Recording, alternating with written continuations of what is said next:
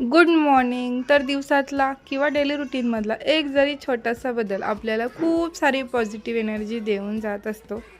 रात्री झोपताना आपण कितीही निगेटिव्ह थॉट्सने जरी झोपत असलो, पण उठल्यानंतर आपली दिवसाची सुरुवात जर छान झाली तर पूर्ण दिवस छान जातो.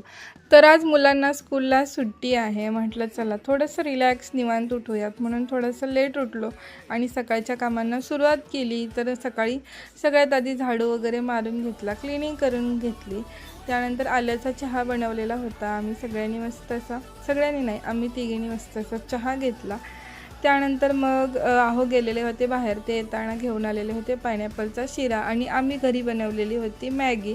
आणि सगळ्यांनी एकत्र बसून आज मस्त असा नाश्ता केला. आणि बरेच दिवस नाही, जवळपास 1 महिनाभर झालं आम्ही मॅगी बनवलेलीच नव्हती आणि मुलांचं सारखं चालू होतं मॅगी मॅगी, म्हणून आज बनवली.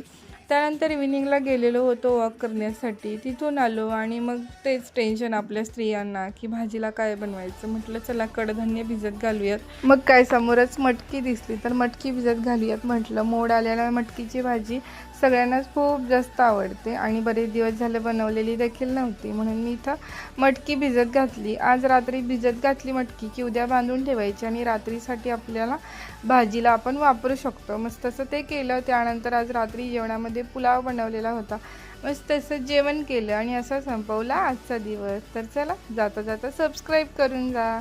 बाय.